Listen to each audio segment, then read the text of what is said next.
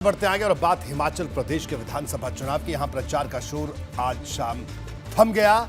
इससे पहले भाजपा और कांग्रेस के तमाम दिग्गजों ने पूरी ताकत झोंक दी। सीएम योगी भी आज हिमाचल प्रदेश में थे, जहां उन्होंने 5वीं बार धुआंधार सभाएं की। प्रदेश में मुख्यमंत्री योगी ने कुल मिलाकर 16 जगहों पर चुनावी सभाओं को संबोधित किया।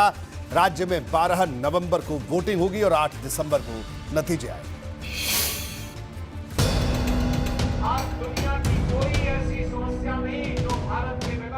यूपी में योगी की लहर चली तो भाजपा ने इसका दायरा हिमाचल तक बढ़ाने का ब्लूप्रिंट तैयार कर लिया। दरअसल यूपी का मिजाज भी पहले हिमाचल प्रदेश जैसा ही था, लेकिन जब योगी आए तो ये रिवाज बदला और 37 सालों बाद यूपी में सरकार रिपीट हुई। अब भाजपा की कोशिश हिमाचल प्रदेश में भी इसी रवायत को बदलने की है। तभी तो चुनाव प्रचार के आखिरी दिनों में सीएम योगी ने वहां धुआंधार रैलियां और जनसभाएं की। भारत की आत्मा कही जाने वाली मर्यादा पुरुषोत्तम भगवान श्री राम की पावन जन्मभूमि, भगवान श्री कृष्ण की पावन जन्मभूमि और बाबा विश्वनाथ की पावन धरती उत्तर प्रदेश से आता हूं। हम सब जानते हैं आज उत्तर प्रदेश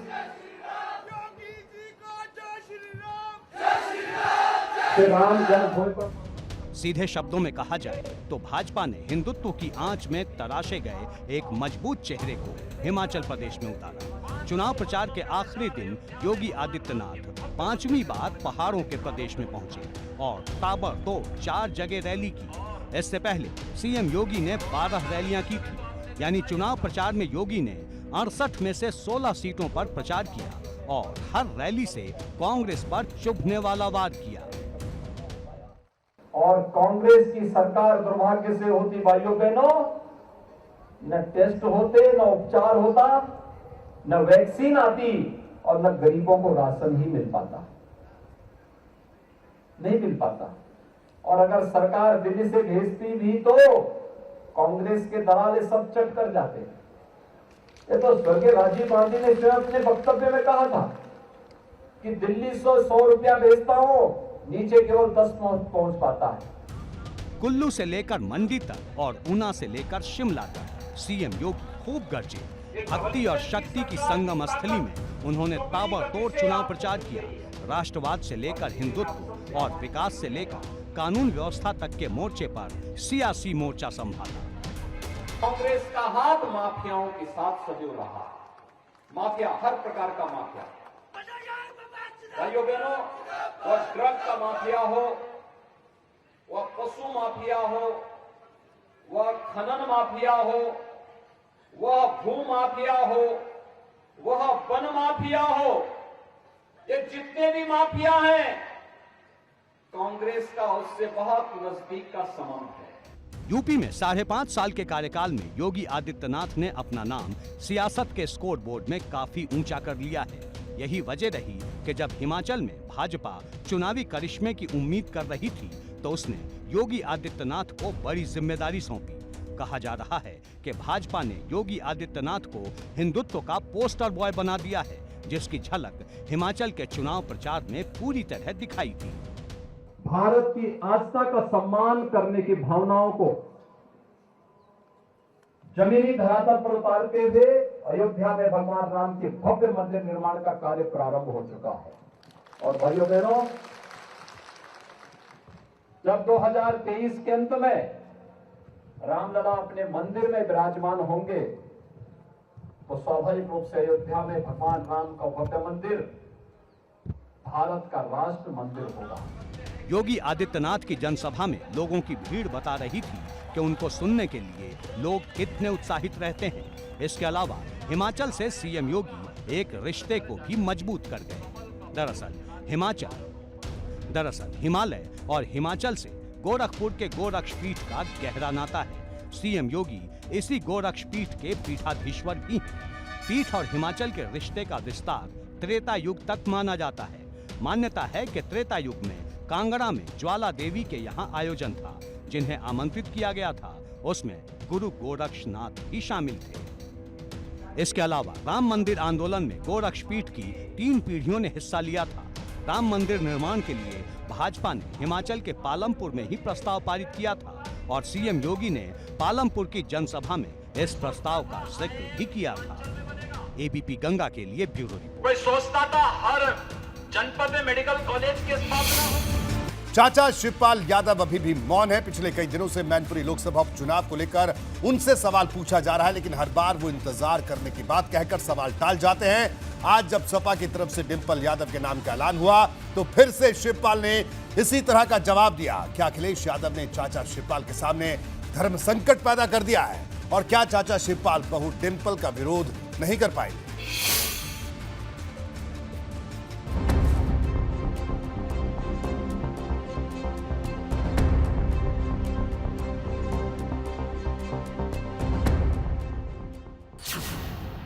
क्या शिवपाल यादव डिंपल के खिलाफ उतारेंगे उम्मीदवार? सपा के बाहुबली दांव से कैसे निपटेंगे शिवपाल? हमारी पार्टी देखिए प्रगतिशील समाजवादी पार्टी, तो पता नहीं आपने ये सवाल कहाँ से पूछ लिया। फिर उनका प्रचार प्रसार करेंगे। अभी तो आपके द्वारा मुझे जानकारी मिली है। शिवपाल यादव 2 दिन पहले कह रहे थे कि उन्हें सपा की तरफ से मैनपुरी उपचुनाव के लिए उम्मीदवार की घोषणा का इंतजार है। इसके बाद ही कुछ कहेंगे। चाचा को शायद उम्मीद रही हो कि भतीजे अखिलेश शायद उनके नाम की घोषणा करने वाले हैं या उनसे पूछकर कोई फैसला करने वाले हैं, लेकिन ऐसा कुछ नहीं हुआ। न तो शिवपाल यादव से कोई मशवरा लिया गया और ना ही उन्हें सपा के फैसले की तब तक भनक लग पाई जब तक पार्टी ने ट्वीट कर डिंपल को प्रत्याशी बनाने का ऐलान न कर दिया। इसकी टीस खुद शिवपाल ने उन्नाव में जाहिर की। अब आज सूचना आज से जारी हुई। अब जब भी 2-3-4 दिन में आपको सब बुला करके, लखनऊ बुला करके या कहीं बुला करके आपको सब कुछ है। अब सवाल है कि 2-4 दिन में लखनऊ में अपना रुख साफ करने का ऐलान करने वाले शिवपाल सिंह यादव आखिर क्या करने वाले हैं? उनसे जब पूछा गया कि अगर भाजपा उनकी बहू अपर्णा यादव को अगर अपना उम्मीदवार बनाती है तो वो क्या करेंगे, इस पर उन्होंने कुछ नहीं कहा और ना ही डिंपल के खिलाफ मैनपुरी में अपनी पार्टी का प्रत्याशी उतारने के सवाल पर ही कोई जवाब दिया। उधर सपा के नेता कह रहे हैं कि चाचा से अखिलेश का संबंध तो जन्म से ही है, पारिवारिक संबंध हमेशा कायम रहेगा। सियासी संबंध के भविष्य पर पार्टी नेता चुप्पी साध जाते हैं। देखिए, जो मैनपुरी की जनता, जो हमारी लीडरशिप और जो हमारे पार्लियामेंट्री बोर्ड का निर्णय है, वो निर्णय है। That is the decision that we live with it. हमारा और आपका काम आज की तारीख में, आपका नहीं, आपका तो सवाल पूछना है, लेकिन हमारा काम यह है कि पार्टी ने जिसको प्रत्याशी बनाया है, हम सब समाजवादी लोग मिलकर के मैनपुरी की जनता के बीच जाकर के उसको जीत पर निर्णय लें। इशारा साफ है कि सपा शिवपाल सिंह यादव की ज्यादा चर्चा करना नहीं चाहती, यानी एक तरह से उन्हें अपनी तरफ से फैसला लेने को स्वतंत्र छोड़ दिया गया है। ऐसी चर्चा इसलिए क्योंकि अखिलेश यादव हाल के कुछ दिनों में बार बार चाचा रामगोपाल यादव के साथ ही नजर आए। अखिलेश ने चाचा रामगोपाल यादव के साथ उम्मीदवार के नाम पर लगातार मंथन किया और कहा यह जा रहा है कि तेज प्रताप यादव की जगह आखिरी वक्त में डिंपल यादव के नाम पर मुहर लगाने का फैसला उन्हीं की सलाह पर हुआ। शिवपाल के अगले कदम पर भाजपा भी बाज की तरह नजरें जमाए बैठी है। जिस प्रकार से शिवपाल जी को समाजवादी पार्टी के मुखिया अखिलेश यादव जी ने एक बार नहीं कई बार अपमानित किया है, तो ये अपना उनका घरेलू मामला है, उसमें क्या वो निर्णय लेते हैं ये वही जाने। शिवपाल यादव ने अभी समर्थन नहीं किया, वो कहें कि 2-4 दिन में हम फैसला लेंगे, तो आपको लग रहा है कि वो डिंपल यादव को समर्थन करेंगे? अब देखिए, इस पर कुछ बोलना मेरे लिए मुनासिब नहीं है, लेकिन इतना मैं कह सकता हूँ कि जो लोग चाहे परिवार के लोग हों चाहे बाहर के लोग जो उपेक्षित हैं, उत्पीड़ित हैं, वो काहे के लिए किसी का साथ देंगे।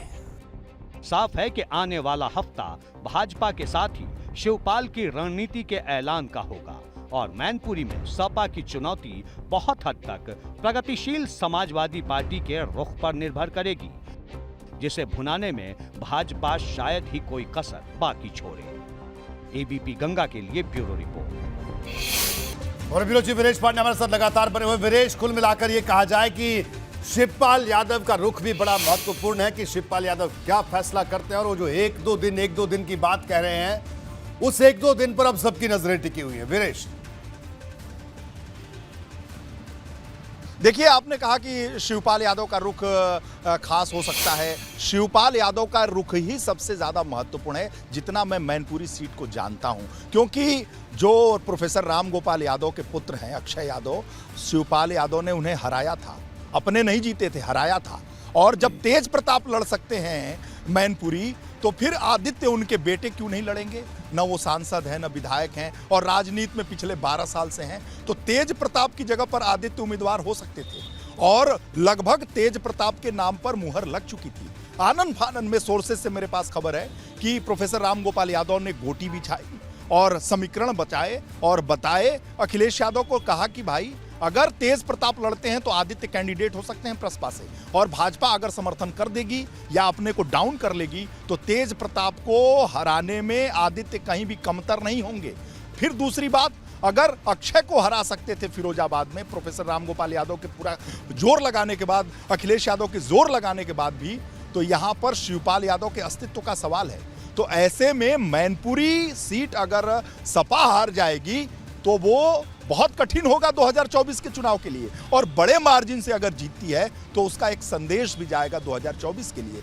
तो किंग कर्तव्य विमूढ़ की स्थिति अखिलेश यादव के सामने थी, इसलिए फैसला आनन फानन में किया गया कि डिंपल यादव को ही उम्मीदवार बनाया जा, कहीं कोई कोर कसर न छोड़ी जाए। और ऐसे में अगर डिंपल सामने होंगी तो शिवपाल यादव अपना जो गांडीव है उसे नीचे रख सकते हैं, एक चांस है कि वो रख सकते हैं। मुझे याद है 2009 का समाजवादी पार्टी का इलेक्शन हो रहा था, डिंपल यादव को इतने सोच समझकर प्रत्याशी बनाया। वीरेश, मुझे आपको रोकना होगा क्योंकि यहाँ पर एक ब्रेक के लिए रुकना है। आपका बहुत बहुत शुक्रिया इस पूरी जानकारी के लिए। सुबह समाजवादी पार्टी ने मैनपुरी के लिए डिंपल यादव के नाम का ऐलान किया, तो शाम होते होते एक मैनपुरी में हलचल बढ़ने वाली एक तस्वीर आ गई। दरअसल मुलायम सिंह यादव की छोटी बहू अपर्णा यादव ने भाजपा के प्रदेश अध्यक्ष भूपेंद्र चौधरी से मुलाकात की।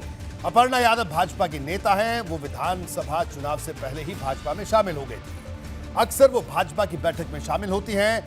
नेताओं से मुलाकात होना आम बात है, लेकिन इस बार की मुलाकात ऐसे वक्त में हुई है जब मैनपुरी लोकसभा सीट को लेकर माहौल गर्म है। अब कयास ये लगाए जाने लगे हैं कि भाजपा मैनपुरी में अपर्णा यादव का नाम भी आगे बढ़ा सकती है। हालांकि अभी तक इस बात की किसी ने इस बात को आधिकारिक तौर पर किसी नेता ने नहीं कहा है, लेकिन यह सिर्फ एक चर्चा है जो इस तस्वीर के बाद शुरू हुई है। ये चर्चा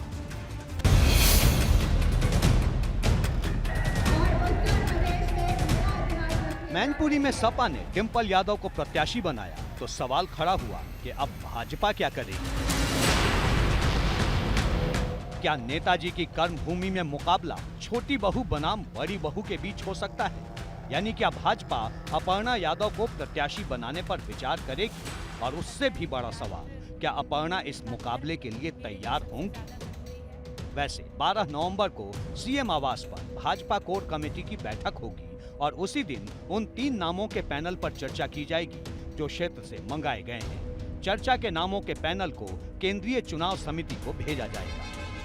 तो मैनपुरी में पिछली बार जब चुनाव 2019 में हुआ तो समाजवादी पार्टी और बहुजन समाजवादी पार्टी का गठबंधन था, और साथ ही नेताजी वहाँ के ऊपर स्वयं प्रत्याशी थे। तो कुल उनका आभा मंडल है कि उनको दूसरे दलों के लोग भी वोट दे देते थे, लेकिन उसके बावजूद भी बड़ी मुश्किल से 70-80 हज़ार वोट से ही मात्र नेताजी चुनाव जीते थे बसपा के गठबंधन के बावजूद। तो इससे समझ सकते हैं कि चुनाव समाजवादी पार्टी का मैनपुरी से हारना तय है। मैनपुरी में इस बार भारतीय जनता पार्टी के भी 1 से बढ़कर विधायक 2 हो गए हैं। भाजपा का ये पुराना इतिहास है कि वो विरोधियों के मजबूत गढ़ में पहले सर्जिकल स्ट्राइक करती है और फिर उस किले पर कब्जा कर लेती है। और अब बारी नेताजी की उस विरासत को अपने हाथ में लेने की है जिसका सपना आज तक पूरा नहीं हो सका। मैनपुरी में भाजपा की पहली कोशिश शाक्य वोटर्स के साथ साथ यादव मतदाताओं को भी जोड़ने की होगी। भारतीय जनता पार्टी ने पिछले 8 वर्ष के अंदर गांव-गांव तक अपनी पैठ बनाई है। यहाँ तक कि जो समाजवादी पार्टी का परंपरागत मतदाता कहा जाता है उसमें भारतीय जनता पार्टी बहुत तेजी से आगे बढ़ी है। और मैं उसी जनपद का रहने वाला हूं। मैं दावे के साथ इस बात कहता हूं कि भारतीय जनता पार्टी अब की बार प्रचंड बहुमत से साथ जीतेगी। भाजपा जानती है कि अगर मैनपुरी में उसे जीतना है तो कुछ बड़ा करना होगा। अखिलेश ने यहाँ न तेज प्रताप को उतारा और न ही धर्मेंद्र यादव को, और डिंपल यादव के नाम का जब औपचारिक ऐलान हुआ तो भाजपा फिर से अखिलेश को वंशवाद के नाम पर घेरने लगी। अखिलेश यादव जी ने मैनपुरी उपचुनाव में मुलायम सिंह जी के बाद में मुलायम सिंह जी की विरासत के नाम पर, चूंकि घर में भाई उनके वहाँ से जो सांसद रहे हैं, तेज प्रताप हों या धर्मेंद्र हों, इन दोनों के जगह के ऊपर अपनी पत्नी को टिकट वो भी इसलिए दिया है, मुझे लगता है कि चूंकि उनके बेटा और बेटी की अभी उम्र शायद चुनाव लड़ने लायक नहीं है, तो इसलिए अपनी पत्नी को दे दिया। तो देखो, गढ़ तो समाजवादी पार्टी का कन्नौज भी कहा जाता था, गढ़ तो आजमगढ़ भी कहते थे, रामपुर भी कहते थे, सारे गढ़ ध्वस्त हुए, समाजवादी पार्टी हारी। भाजपा कहती है कि जब तक नेताजी थे तब तक उसने मैनपुरी पर ज्यादा ध्यान नहीं दिया, और अब जब नेताजी नहीं रहे तो मैनपुरी पर भी भगवा फहराया जाएगा।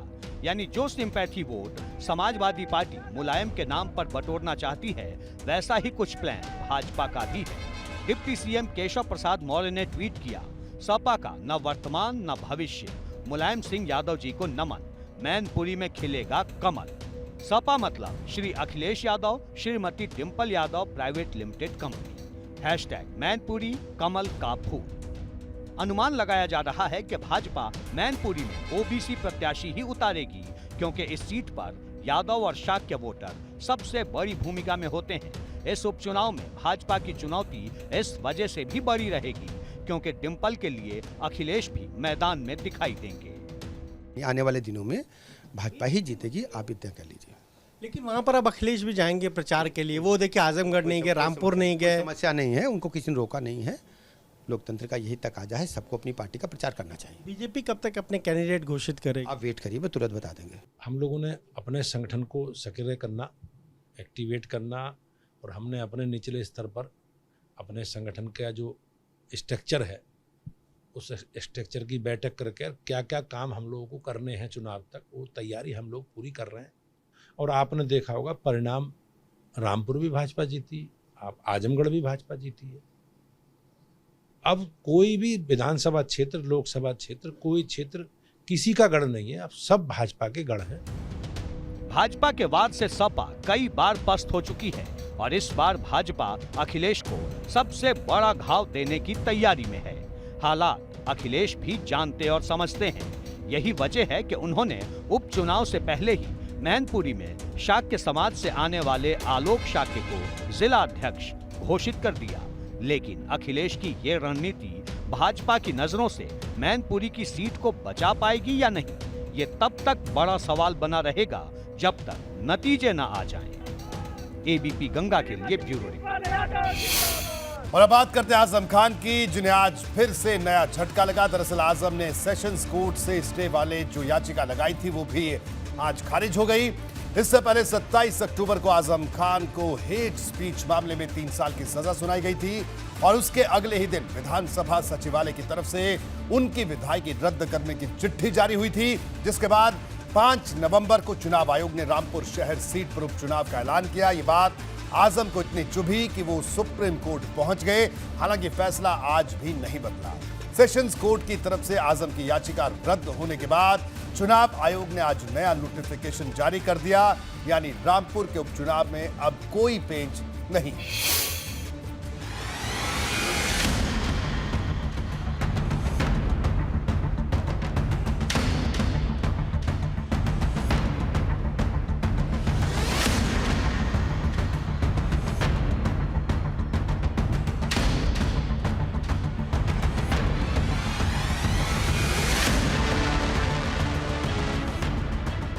सुप्रीम कोर्ट के आदेश से आजम खान को राहत की उम्मीद तो नजर आई थी, लेकिन रामपुर की सेशंस कोर्ट से उन्हें झटका लग गया।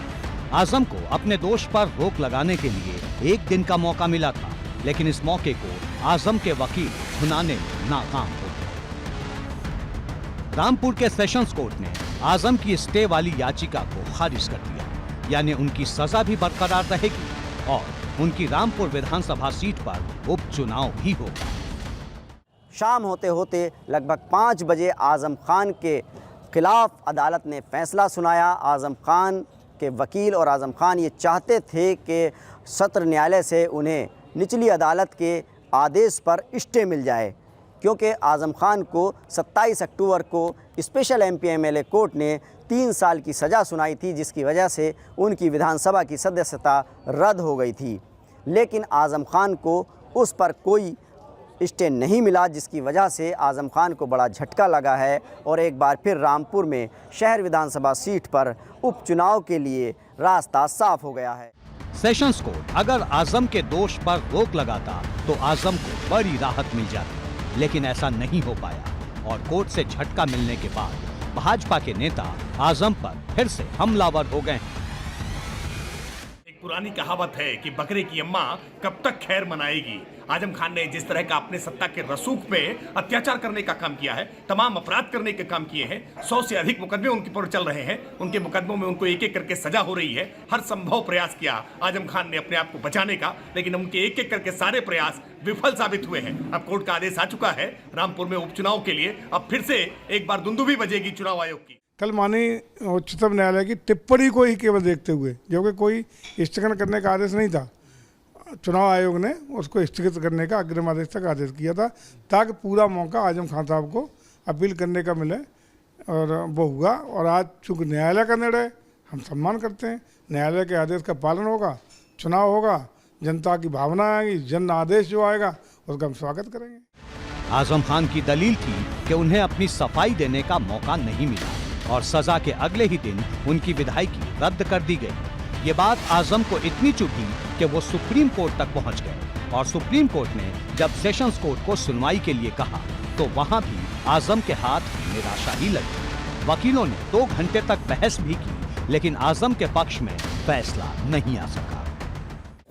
काफ़ी देर तक 2 घंटे तक बहस हुई थी, लेकिन स्टे नहीं मिला। क्या ग्राउंड रही और अदालत ने क्या फैसला दिया है? अभी जजमेंट नहीं आया है, अभी जजमेंट पड़ा नहीं है और अभी जजमेंट मिला है और अभी कुछ नहीं मालूम। बस उन्होंने कहा कि आपका स्टे जो है वो नहीं दिया जाता। अब अगला कदम क्या रहेगा आप लोगों के लिए? क्या हाई कोर्ट जाएंगे? जजमेंट देख लें, अभी जजमेंट नहीं मिला है, कल जजमेंट देख लें, उसके बाद तय करेंगे आगे हमें क्या करना। आजम खान को भड़काऊ भाषण देने के मामले में 3 साल की सजा मिली है और जनप्रतिनिधित्व कानून कहता है कि 2 साल या उससे ज्यादा की सजा मिलने पर विधायकी या सांसदी रद्द हो जाती है।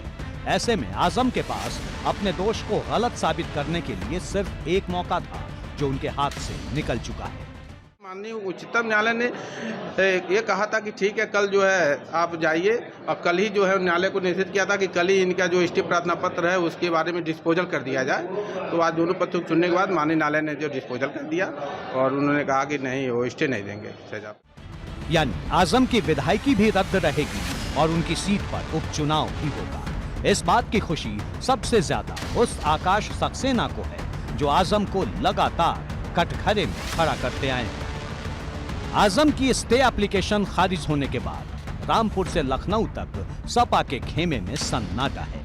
ना तो आजम कुछ कह रहे हैं और ना ही किसी को कुछ समझ में आ रहा है। अब 5 दिसंबर को जब रामपुर शहर सीट पर उपचुनाव होंगे, तब ये भी तय हो जाएगा कि जनता किसके साथ है। एबीपी गंगा के लिए रामपुर से उबैदुर रहमान के साथ ब्यूरो रिपोर्ट। वहीं समाजवादी पार्टी ने पिछले दिनों खुला आरोप लगाया था कि जाति और समुदाय विशेष के वोटरों के नाम को एक साजिश के तहत वोटर लिस्ट से हटा दिया गया। दावा यहां तक था कि हर विधानसभा क्षेत्र से हजारों वोटरों के नाम हटाए गए। खुद अखिलेश यादव ने इसको लेकर चुनाव आयोग पर तंज किया था। इसके बाद आयोग ने आरोपों पर जवाब मांगा। इसके समर्थन में सपा ने सबूत देने की बात कही थी। आज ईमेल के जरिए पार्टी ने उन हजारों वोटरों के नाम की फहरिस्त आयोग को भेजी है, जिनको लेकर पार्टी का दावा है कि इनके नाम साजिश के तहत काट दिए गए।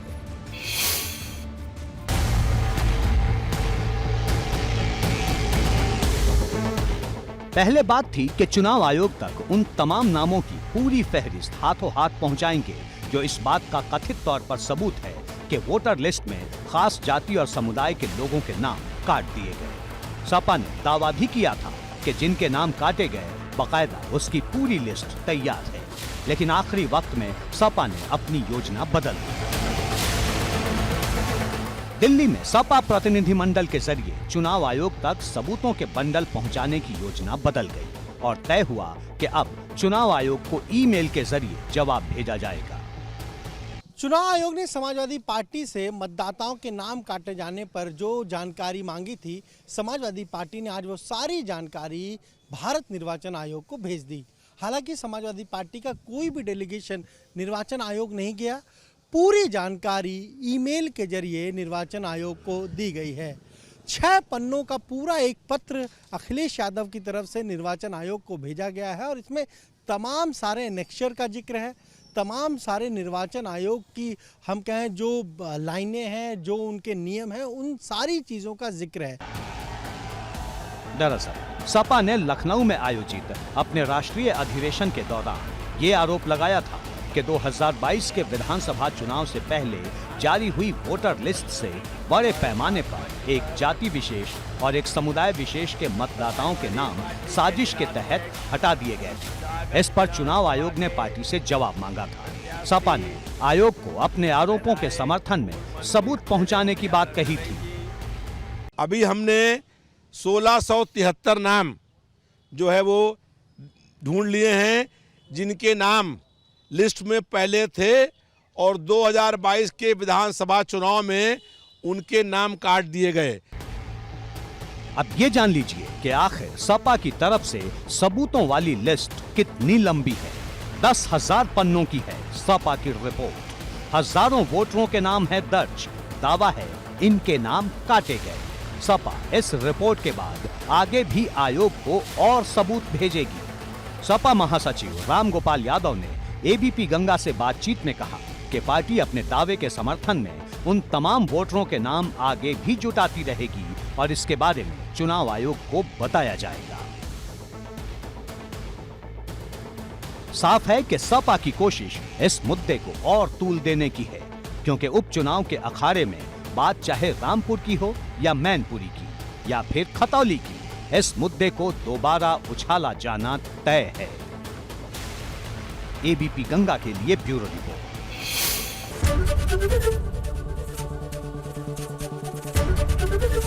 एबीपी गंगा, खबर आपकी, जुबान आपकी।